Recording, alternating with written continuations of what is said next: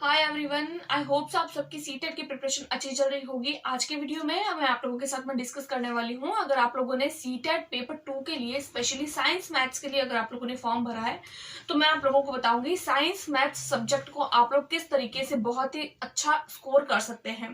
देखिए, मैं आप लोगों को कुछ कुछ ऐसे पॉजिटिव पॉइंट बताने वाली हूँ जो आप लोगों को करने हैं और कुछ ऐसे नेगेटिव पॉइंट बताने वाली हूँ जिन चीजों को आप लोगों को अवॉइड करना है। यानी कि अगर आप लोगों ने साइंस मैथ सब्जेक्ट्स हैं, देखिए हम लोगों को पता है पेपर 2 के लिए जो होता है वो हमारे पास में दो ऑप्शन होते हैं।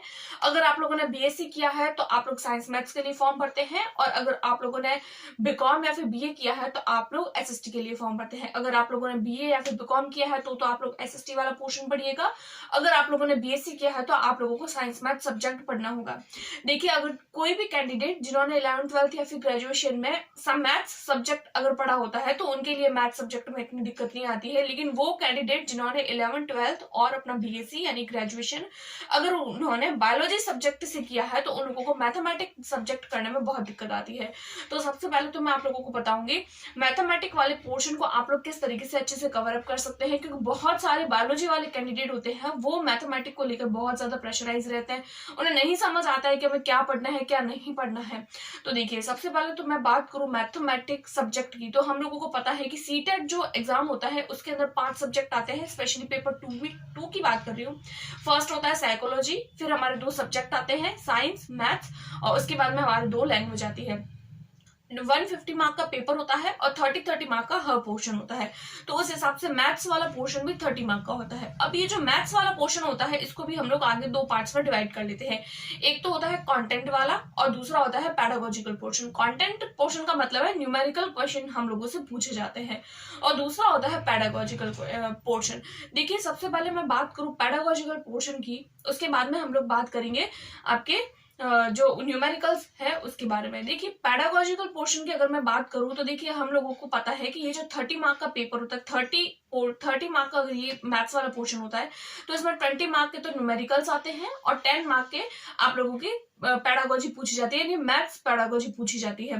इसमें से कई बार 1-2 मार्क आगे पीछे हो जाता है तो उसमें कोई दिक्कत नहीं है, ठीक है। अब देखिए, सबसे पहले तो मैं बात करती हूँ इसकी पैडागोजी की कि मैथ्स पैडागोजी को किस तरीके से आप लोगों को करना है। देखिए, हम लोगों को पता है कि साइकोलॉजी और पैडागोजी जो सीटेट के लिए बहुत ज्यादा इंपॉर्टेंट है, क्योंकि सारे सब्जेक्ट की पैडागोजी मिलाई है और साइकोलॉजी सब्जेक्ट को मिलाई है। इन सब को अगर हम मिला ले तो भी हमारे 90 नंबर हो जाते हैं, यानी अगर हम सिर्फ इस पोर्शन को ही कर लेते हैं तो भी हम सीटेट के एग्जाम को आराम से क्वालिफाई कर पाते हैं।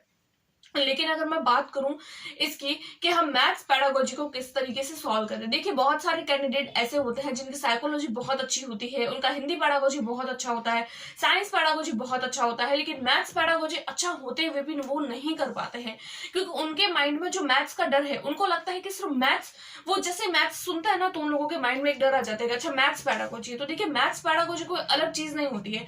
हमको पता है कि हम लोगों ने अगर साइंस पैडागोजी पढ़ी है तो उससे रिलेटेड ही होती है मैथ्स पैडागोजी। अगर आप लोगों ने वो पोर्शन कर लिया है, साइकोलॉजी वाला पोर्शन अगर आप लोगों ने बहुत अच्छे से कर लिया है तो आप लोग 10 में से 7 नंबर तो आप लोग आराम से ला सकते हैं, आप लोगों को कोई दिक्कत नहीं होगी। अगर आप लोगों ने बाकी सारे सब्जेक्ट की पैडागोजी पढ़ ली है, साइकोलॉजी बहुत अच्छे से पढ़ ली है, तो आप लोगों को मैथ्स पैडागोजी के क्वेश्चन करने की जो है वो आप लोगों को इतनी दिक्कत नहीं आएगी।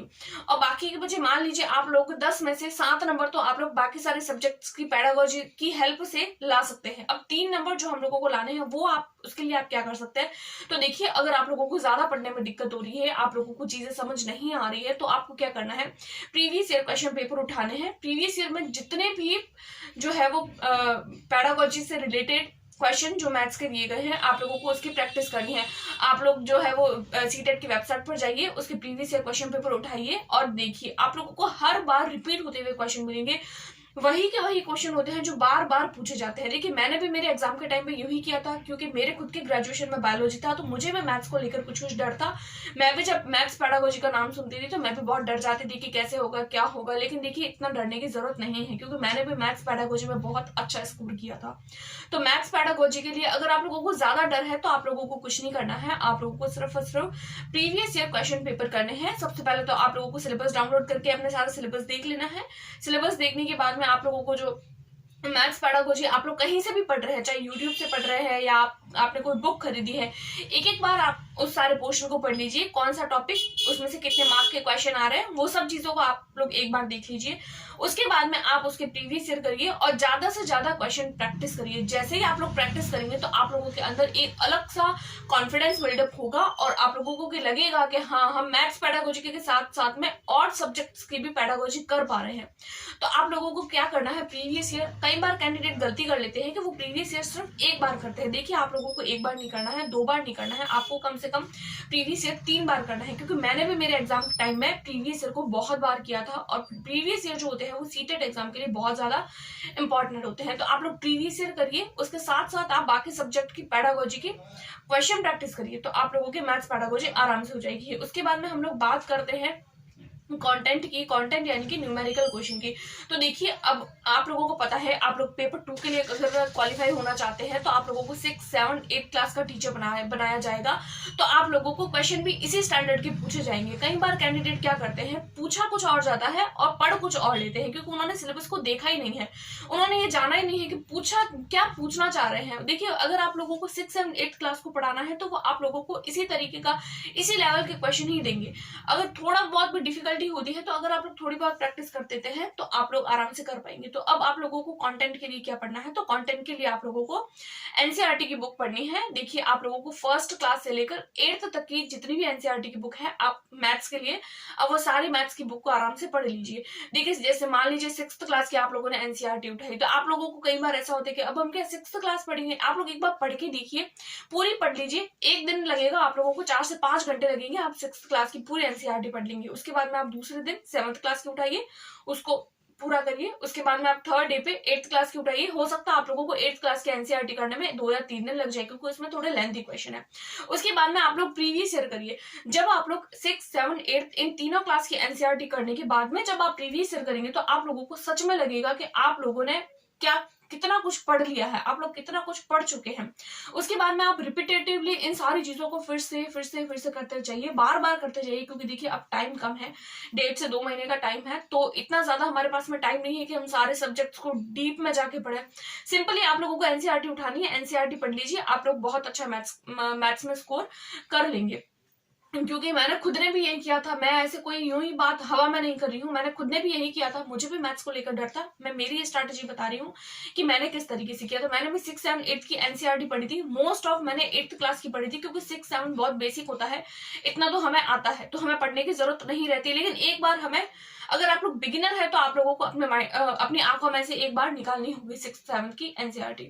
8th क्लास की स्पेशली आप लोग पढ़िए। उसके अलावा प्रीवियस ईयर और ज्यादा से ज्यादा मॉक टेस्ट लगाइए। एज अ प्रीवियस ईयर ही आप लोगों को मॉक टेस्ट लगाना है, इसके अलावा आप लोगों को कुछ नहीं देखना है। तो आप लोग जब और क्वेश्चन प्रैक्टिस करेंगे, एग्जाम आते आते आप लोगों को खुद नजर आएगा कि आप लोग कितना अच्छा स्कोर कर रहे हैं। एक बार करके देखिए, क्योंकि मैंने भी किया था, इसीलिए आपको लोगों को बार बार बोल रही हूँ, प्रीवियस ईयर करिए और सिलेबस के हिसाब से करिए, बिना सिलेबस के कुछ मत करिए। उसके बाद में हम लोग बात करें साइंस सब्जेक्ट की, तो देखिए साइंस सब्जेक्ट के लिए भी सेम ही बात होती है कि आप लोगों को क्या करना है।